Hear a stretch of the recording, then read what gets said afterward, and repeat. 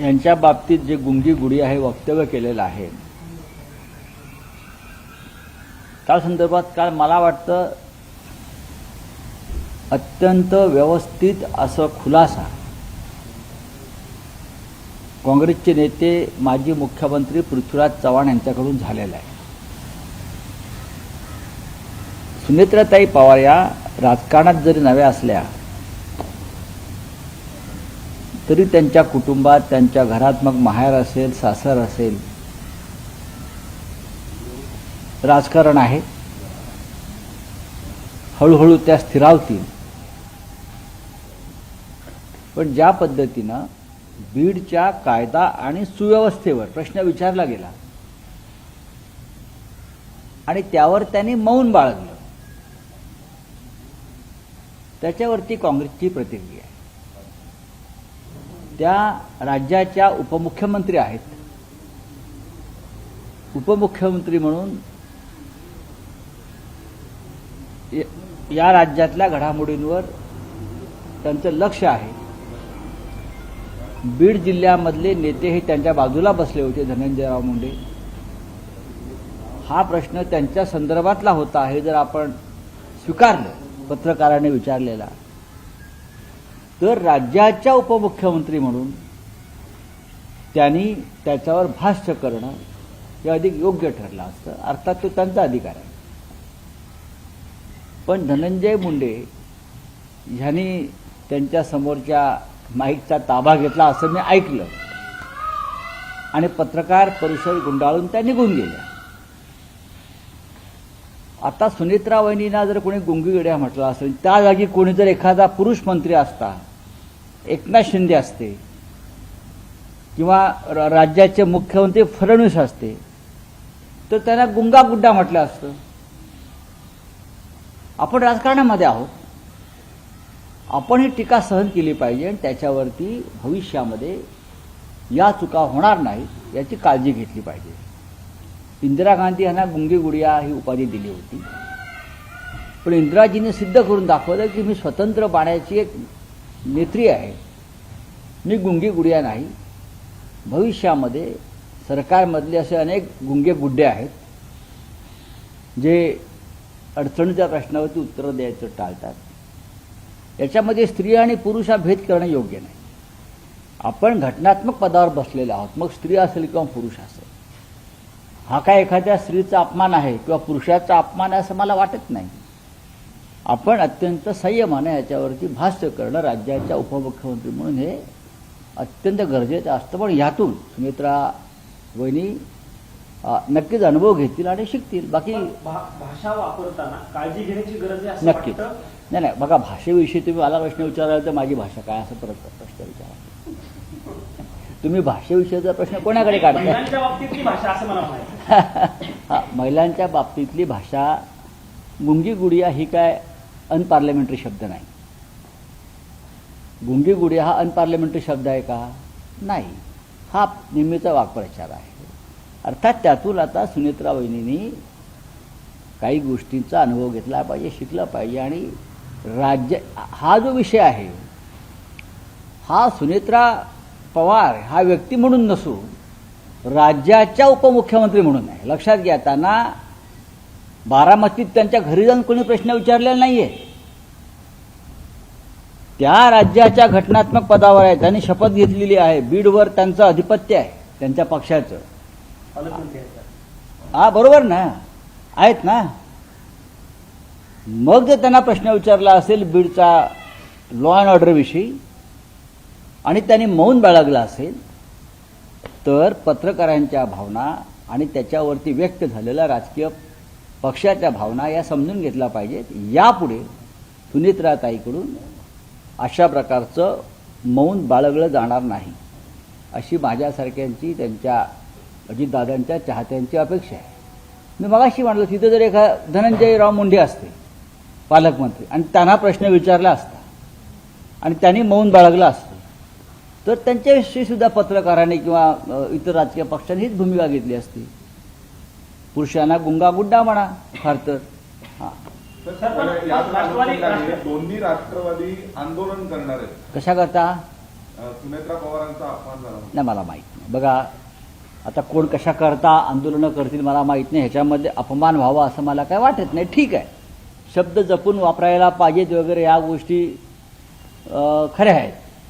पण हा अनपार्लमेंटरी शब्द असेल तर मग तो शब्दकोशातून काढावा लागेल. नाही, पण ज्या पद्धतीने काल सूरज चव्हाण राष्ट्रवादी काँग्रेस पक्षाचे युवकचे माजी प्रदेशाध्यक्ष आहेत अजित पवारांच्या पक्षाचे, त्यांच्यासह इतर काही पक्षाचे कार्यकर्ते थेट काँग्रेसच्या ऑफिसला गेले. हे चुकीचंच आहे. या दोन्ही गोष्टी चुकीच्या आहेत. इंदिरा गांधींसारख्या टोलेजंग व्यक्तिमत्वाला सुद्धा गुंगी गुडिया म्हटलं होतं ना. तेव्हा आंदोलन झाले नाही, इंदिरा गांधींनी हे सहन केलं होतं. इंदिरा गांधींनी आपल्या कर्तृत्वाने या पुढे गोष्टी सिद्ध केल्या की मी गुंगी गुडिया नसून मी स्वतंत्र निर्णय घेणारी, या देशाच्या राजकारणावर प्रभाव टाकणारी स्त्री आहे. पुढे त्या देशाच्या पंतप्रधान म्हणून त्यांनी जे काम केलं तसंच त्याच पद्धतीनं सुनेत्राताई पवार काम करतील. असे काँग्रेसच्या कार्यालयावरती हल्ले वगैरे करण्यापेक्षा त्यांच्या लोकांनी लोकांच्या प्रश्नांना उत्तरं द्यावीत. बरं, असं आहे की त्यांचा जो पक्ष आहे हा अमित शहांचा पक्ष आहे, हे सगळ्यांना माहिती आहे. मग अमित शहा जसे सध्या लपून बसलेले आहेत ती भूमिका त्यांनी स्वीकारली आहे का? अमित शहांना आम्ही प्रश्न विचारतो आहे की जंतर मंतरवरती लाठीमार कोणी केला, जंतर मंतरवरती पॅलेट गन्स कोणी चालवल्या, आणि ते मौन बाळगून आहेत. म्हणजे ते गुंगागुड्डा, त्यांना गुंगागुड्डा म्हणावं लागेल ना. मोदी गुंगागुड्डा. तर आज पुन्हा म्हणजे गेल्या काही दिवसांपासून कामकाज होत नाहीये. आज होणार नाही, होत नाही, यापुढे होणार नाही. गृहमंत्र्यांना संसदेच्या दोन्ही सभागृहात येऊन जंतर मंतरवर लाठीचार्ज, टिअर गॅस, पॅलेट गन्स चालवण्याचे आदेश कोणी दिले हे जोपर्यंत ते सांगत नाही तोपर्यंत सभागृहाचं कामकाज चालणार नाही. हा पहिला. राम मंदिर लुटीचा विषय गंभीर आहे. हा विषय दोन्ही सभागृहामध्ये दानपेटी चोरीचा विषय घेतला जातोय. या विषयात सुद्धा प्रधानमंत्र्यांना येऊन निवेदन द्यावं लागेल. जंतर मंतरचा विषय निघाला. दिबा पाटलांचं नाव नवी मुंबई विमानतळावर द्यावं म्हणून आज जंतर मंतरवरती आंदोलन होते. सर्वपक्षीय खासदार नाही, जंतर मंतरवरती आंदोलन करण्यापेक्षा मी माझ्या या सर्व सहकाऱ्यांना सांगणार आहे की राज्याच्या मुख्यमंत्र्यांच्या दारात जाऊन आंदोलन केलं पाहिजे. कॅबिनेटने हा प्रस्ताव तयार केला. उद्धव ठाकरे साहेबांनी हा प्रस्ताव तयार करून दिल्लीला पाठवला. त्याच्यामुळे ही जबाबदारी देवेंद्र फडणवीस यांची आहे. आम्ही सगळे त्या आंदोलनात संध्याकाळी जाणार आहोत. आमचं कोर्टाचं काम संपलं, सुप्रीम कोर्टाचं, की आम्ही जाऊ. नरेंद्र मोदी त्या उद्घाटनासाठी आले नवी मुंबई विमानतळाच्या. तेव्हाच ते नावाची पाठी झळकायला पाहिजे होती. ती झळकली का? याला जबाबदार कोण आहे? राज्याचे मुख्यमंत्री देवेंद्र फडणवीस, उपमुख्यमंत्री एकनाथ शिंदे हे जबाबदार आहे.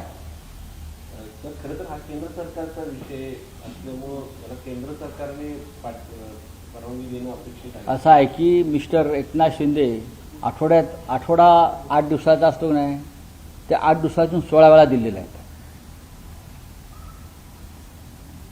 मुख्यमंत्री आठवड्यातून 4 वेळा दिल्लीला येतात. मग केंद्राच्या विषयाकडे त्यांना हा पाठपुरावा करता येत नाही का? 16 वेळा येतात दिल्लीला आठवड्यात. आठवड्याला दिवस 8 आणि येतात 16 वेळा.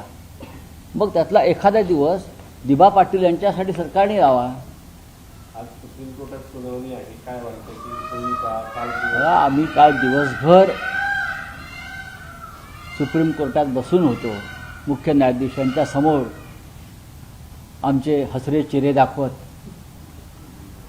तेही आम्हाला पाहत होते, आम्ही त्यांना पाहत होतो. नजरेची टक्कर होत होती, पण न्याय काही मिळत नव्हता. 36वा क्रमांक होता आमच्या खटल्याचा.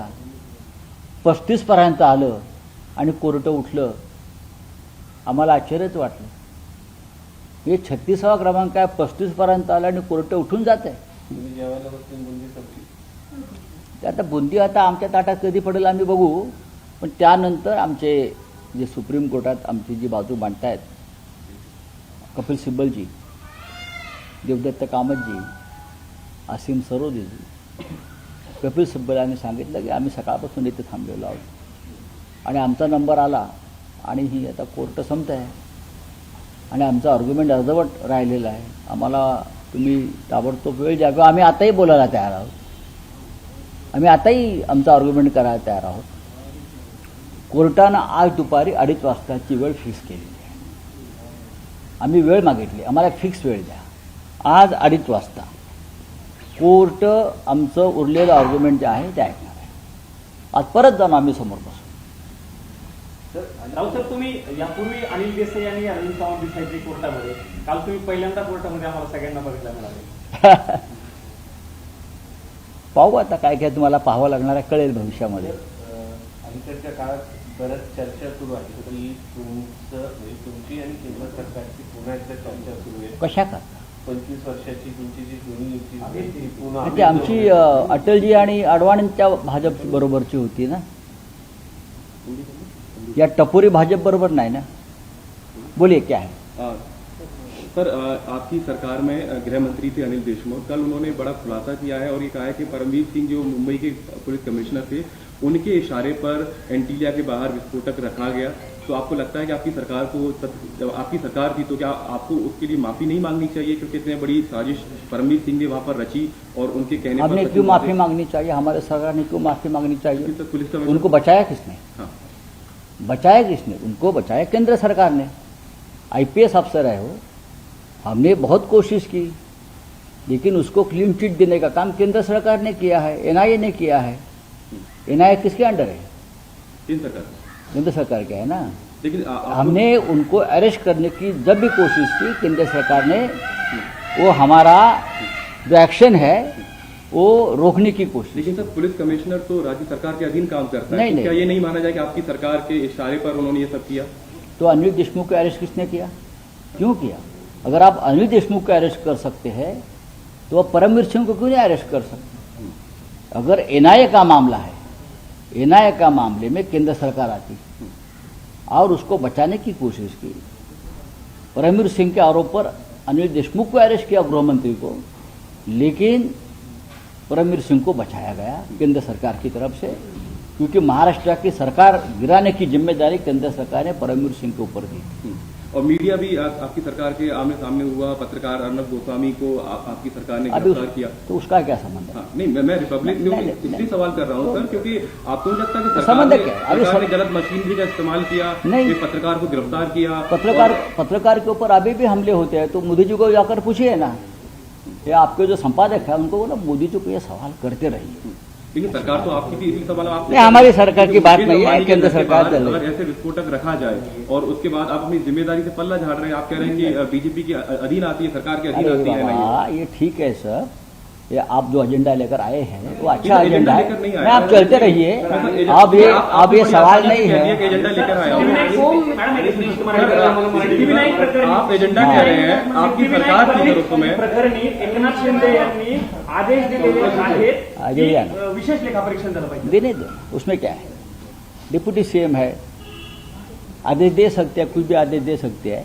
हाँ, मुंबई पोलीस दलाचं जे बोलले ते मला की परमवीर सिंग यांनी यांच्या इशाऱ्यावर तिथे बॉम्ब स्फोटक ठेवण्यात काल आले. अनिल परमवीर देशमुखांनी- सिंग कुठले त्यानंतर बघा, अनिल देशमुखांना जर अटक होऊ शकली केंद्राच्या आदेशानं परमवीर सिंगच्या आरोपावर, बरोबर, मग परमवीर सिंगला का नाही अटक केली. आम्ही जेव्हा जेव्हा अटक करण्याचा प्रयत्न केला तेव्हा केंद्राने हस्तक्षेप केला. देवेंद्र फडणवीस हे परमवीर सिंगाचे सगळ्यात मोठे समर्थक होते त्यावेळेला. परमवीर सिंग आणि देवेंद्र फडणवीस यांच्या संगनमतानं अनेक गोष्टी घडल्या आणि त्याचे परिणाम महाराष्ट्र भोगत राहिले.